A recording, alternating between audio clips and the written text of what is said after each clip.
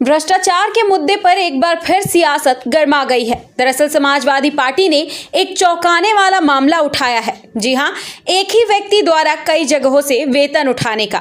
दरअसल समाजवादी पार्टी का आरोप है कि इस तरह के भ्रष्टाचार पर भाजपा सरकार खामोश क्यों है। वहीं सवाल उठाया गया है कि जब अनामिका शुक्ला नामक शिक्षिका 25 जगह से वेतन उठा रही थी और उनकी नियुक्ति 2018 में हुई थी, तो भाजपा सरकार ने उस समय क्या कार्रवाई की। सिर्फ 2016 की नियुक्तियों की जांच करवाने से क्या सच्चाई सामने आएगी। वहीं समाजवादी पार्टी ने भाजपा से सवाल भी किया है और पूछा कि आखिर न्यायालय द्वारा सीबीआई जांच की सिफारिश होती ही सरकार ऊपरी अदालत क्यों चली जाती है, क्या जांच से डर लगता है। वहीं उन्होंने ये भी कहा कि पारदर्शिता का दावा करने वाली सरकार में चाहे शिक्षक भर्ती हो या फिर विधान परिषद की नियुक्तियां, हर जगह सवाल उठ रहे हैं। वहीं समाजवादी पार्टी ने सीधे तौर पर यह भी पूछ लिया है कि भ्रष्टाचारियों से इतना प्रेम क्यों है भाजपा सरकार को। अब सवाल उठता है कि क्या भाजपा इस पर जवाब देगी, क्या जांच होगी और क्या दोषियों को सजा मिलेगी, या फिर ये मुद्दा भी बाकी मामलों की तरह फाइलों में दब कर रह जाएगा। अब इसको लेकर के सपा नेता फखरुल हसन चांद ने तमाम सवाल उठाए हैं। दरअसल ये ट्वीट सपा नेता फखरुल हसन चांद ने की है और इसको लेकर के उन्होंने तमाम सवाल भी उठाए हैं। वहीं भाजपा सरकार को भी घेरा है।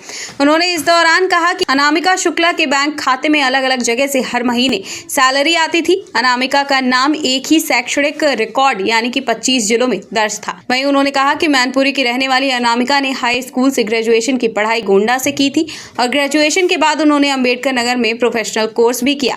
इसके बाद अगस्त 2018 में फर्रुखाबाद कासगंज के फरीदपुर स्थित कस्तूरबा गांधी आवासीय विद्यालय में फुल टाइम साइंस टीचर के रूप में नौकरी ली थी। इसके बाद उन्होंने एक ही नाम से फर्जी दस्तावेज लगाकर यूपी के 25 जिलों के स्कूलों में नौकरी पाली, लेकिन करीब 13 महीने बाद फरवरी 2020 को उसकी असलियत सबके सामने आई थी, लेकिन तब भी सरकार ने कुछ नहीं किया। वहीं करोड़ों रुपए कमा चुकी है ये अनामिका और इसके बाद भी सरकार आज भी उनकी जांच पड़ताल नहीं कर पा रही है। समाजवादी पार्टी के सामने एक प्रकरण आया कि एक व्यक्ति द्वारा कई नियुक्ति पत्र के साथ कई जगह से वेतन उठाया जा रहा है।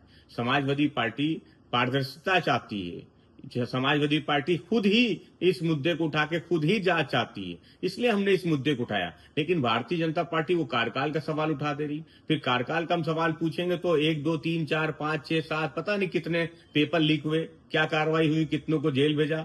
2018 का एक प्रकरण है जिसमें एक शिक्षिका कई जगह से वेतन उठा रही थी, क्या कार्रवाई हुई, किनको जेल भेजा। 69,000 शिक्षक भर्ती में ना आरक्षण मिलता है और माननीय न्यायालय तक कहता है कि कॉपी तक बदल दी गई, किन पे कार्रवाई हुई, किनको जेल भेजा। विधान परिषद की भर्ती में माननीय न्यायालय कहता है कि सीबीआई जांच होनी चाहिए। भारतीय जनता पार्टी की सरकार माननीय उच्चतम न्यायालय चली जाती है उस जांच को रोकने के लिए। किसको जांच से घबराहट है। इसलिए भारतीय जनता पार्टी से जब सवाल पूछो, भारतीय जनता पार्टी जवाब नहीं देती है, सवाल पे केवल सवाल उठाती है।